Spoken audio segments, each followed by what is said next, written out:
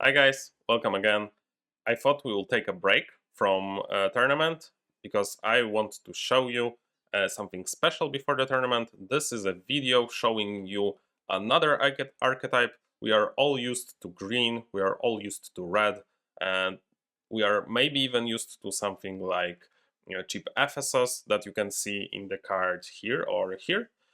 But this is something entirely different. I haven't talked about it before. This is something unique, I would say, but this is very important in higher player counts, so I needed to get this video before we go into the 6-player rounds. I hope you enjoy this one and see you at the table. Welcome to the table. This will be, as promised, a very cool game, a unique playstyle. This is with me in the game, but we are following this player because he played an impressive game. As soon as I was done with it, I knew I had to record it for you guys. But this was played a long time ago. This is how big my pile of stuff to do on the channel is, unfortunately. So let's go. If I remember correctly, he goes B, but let's talk about strategy, sorry, for a second. Halicarnassus across, one of the toughest positioned in the game.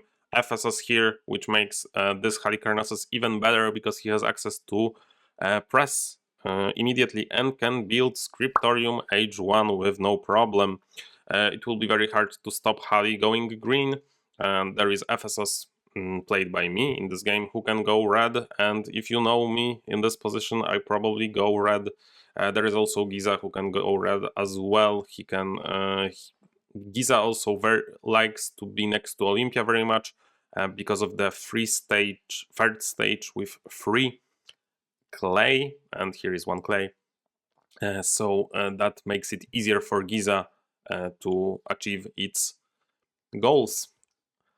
First hand, Glassworks is a strong consideration. This is one of the only reasons one of the only ways how we can stop Halicarnassus from going full green, but maybe it's just not good enough and we should just focus on ourselves, get a clay pit, maybe get a red or 2 and try to maximize our points that way.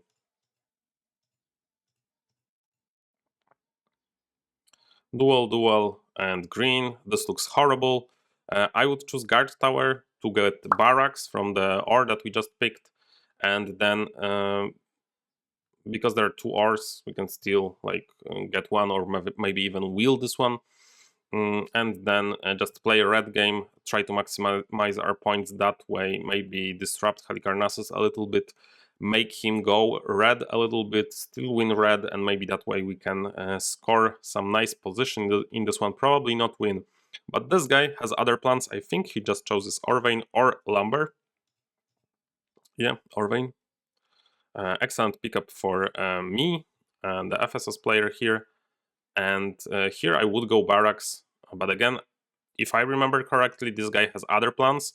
I think he will secure loom just because he's across the loom himself. Not like the biggest fan of it, because you can still get forum with our double clay that we already have. And probably not a lot of players will be interested in the forum, but you know, this is still an interesting line, and that's why we are watching this game. Another red. I was surprised that this was not. Maybe I wasn't so surprised. Here I think this has to be guard tower, but again, other plans. If I remember correctly, this guy hides Orvain, but this was long ago. Maybe I don't remember correctly. I do. That's surprising. And here I think he just chooses Glassworks. He finally wants to be, you know, the lord of the resources, and I think he maybe even goes for Stone Pit here. But my memory escapes me. Okay. So, as you can see, this looks a bit random, and like I was very confident. As you can see, I picked like random Scriptorium. I don't think that's the best, but maybe I had nothing better to go for. So we have a free card, and all of our cards are not that interesting. I don't remember if the cog is in discard. It has to be here or in the discard. So this looks like a tough position, but I don't think he can play against green. Like, this looks strong enough already. So, I don't know. Probably just sawmill. No, it's a temple, actually. Okay, the red squeeze is real. This looks hopeless. I think this is sawmill then.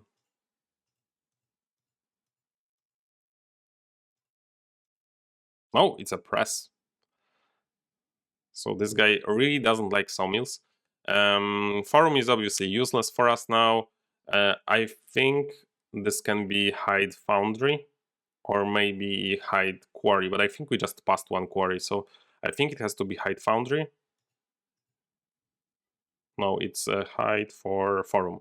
Oh, that makes much more sense. Sorry, guys. I skipped the forum part. I was like, we are not building it, and then I was like, okay, other resources. But actually, this makes much more sense.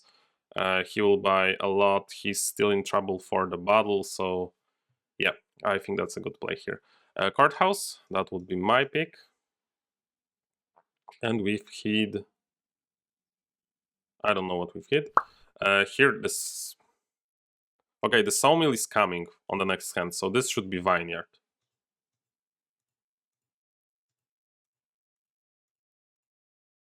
No, it's okay. It gets hidden by me. Okay, this is better. I still haven't woken up, and the heat wave in Europe currently is insane. And I didn't even hide the sawmill because I thought I'm passing him the sawmill. This is the Houdini effect of Seven Wonders, or in Seven Wonders. So aqueduct here, obviously. This is, I would say, a bit lucky, and I'm very surprised that he didn't pick enough stone. And he's like 400 player, so that's surprising. But let's look at this at the start of H3. So how do we like our position here? Maybe not even looking at the cards right now. So let's see. So we have two reds who are on 25 and 24. This guy has problems building all the way, but he still has this. He has an excellent trading post. He has a ton of money. Here, access to everything. Strong, like, even finish here that can block this guy. But this guy also has, like... This looks terrible. Like, whenever you would, like, ask to pick a position here, I think this is the last position that you will pick. Let's see if this guy is able to turn it around and how much, because I think that, like, third place here would be impressive, I think. And generally in this position, I think third place as Olympia, if in the tournament against strong players, I will just, like, take it. Like, if I'm offered, like, okay, you can take third place, you're playing against other great players, you have Olympia across Halicarnassus next to these guys, yeah, I think I will take it. Second place, for sure. I will just... But against great players in 4-player, second place is just, always good. It's like a win, like a small win. So let's see how much. Can he make it a big win? Can he make it a small win? Can he just make it okay with a third place? So I think Ship Owners is willing, so I would pick Pantheon. But he goes... I don't like okay, maybe actually, like, maybe one of those are willing. Yeah, maybe it's better. I'm not used to playing with so much resources. He, like, 3, 7. I treat it usually as a half a card for resources. So this is half, this is a half, so a total of 1. So this is 8 cards for resources. Okay, let's see. This is an okay pickup. This is a good pickup. How much did I pay for that? 7. So this is an okay pickup. This is a great pickup. And obviously, this was kind of needed for us. There are 6 guilds in 4-player. So we had 60% of this being in the game. And, here, this is another insanely good hand for us. 4 cards are excellent for us. and university is likely to get grabbed by Halicarnassus. So let's think which cards are the best actually. And I think that traders is the most exciting prospect right now, even above decorators. The reason for that being that if this guy grabs university from the hand that he has just now, then he will look for other things that can... Oh, what happened here? He doesn't have access to battle. Okay, his game is just... It's got much more problematic. Okay. Okay, I see this now. I see this now. So yeah, so this will be decorators. Like, he's still in a decent position, but not decent enough. And we get the palace. And that's... Like, the palace costs him 6. That's quite a lot. Like, if you are just gonna splash a 6, that's a lot. So we get a palace. Okay, this is obviously Chamber of Commerce, another 8-pointer. And see how strong our picks are. Oh, he picked traders. I think that was a small mistake, but it's okay. Senate, like, we got 6, 8, 8, 9, 8. That's just insane.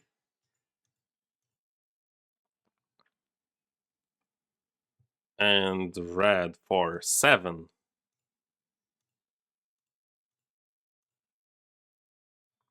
So our worst pick in this round was 6 for Senate. I call that pretty good. And in the end, I was super surprised because when I was playing this game, I kind of relaxed, and I relaxed a lot because I thought that I'm just racing this guy. He cannot build the last stage. He's blocked on... I don't think I remember that he was... Maybe I was so relaxed that I didn't even catch that he was blocked. But I was sure, like, I had the caravanserai, I had the duel, everything was like working for me. I even like made sure that he has troubles on the green. In the end, he did build the green all the way, but it was much tougher for him than it should have been. I think this, because this is the other way around, so this is west, so this goes before, so this is also pointed to Ephesus, actually. So I was sure I was winning this game, and when I clicked the last card, which was an 8-pointer, by the way, I was so surprised that of all people, Olympia have beaten me. And I was like, okay, I have to analyze this game. I have to see what this guy did well. Obviously, he had a lot of luck in the last round. This guild is something that he kinda needs for him to start going.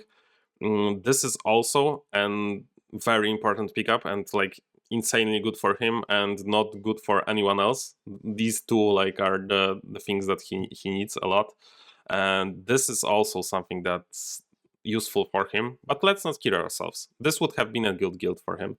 This is a bad guild for him. Let's look. Okay, this is in weird language. Magistrate is okay for him, I would say. Green obviously would have been pretty bad, but Decorators was also good for him. And the Grays I think was bad, but the Workers was all right. So like he had prepared for the guilds. He got the 2 best guilds, or like maybe this was also the good one that he needed. But he was prepared for a lot of stuff.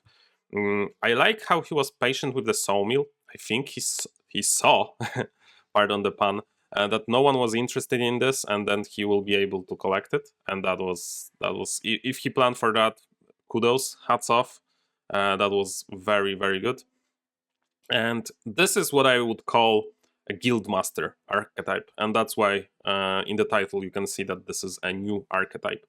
And I wanted to give you this video in the middle of the World Championship that we're currently having, because I will refer to this archetype quite a lot, I think, in some of the games. In higher player counts, this is a more valid archetype because there is a higher chance of this guild as well. and you sometimes just don't have good picks to do, so you'll just fix your resources so they are excellent. And they were excellent here. And in 3-player, of course, there is no Chamber of Commerce, so you cannot do this. But 4-player and up, and maybe especially 6-player, when there are 2 Chamber of Commerces, Chambers of Commerce, I guess, and then it becomes more and more important. So I hope you guys enjoyed this one. I think this was like, he had some luck, but obviously he was very down on luck at the beginning of the game. He got the duel, and he got the guilds. I guess that's just it. So I don't think this was even like that lucky of a game. It was just a solid play, solid plan. Maybe this is something that we can replicate or try to replicate. Let me know in the comments if you are able to play games like this. Maybe with other wonders, but especially with Olympia. And there you have it, guys. Let me know if you enjoyed this one. I really did. I was very surprised when I played this game against this player, and I was very pleasantly surprised because I love discovering new things about this game all the time, even after 7,000 played games. If you enjoyed this one, please give a like, and if you loved this one, please consider subscribing to my channel, and if you are already subscribed, thank you for being an excellent subscribers. That would be all from me for today. We will resume with the tournament next week. Hope to see you there. Bye.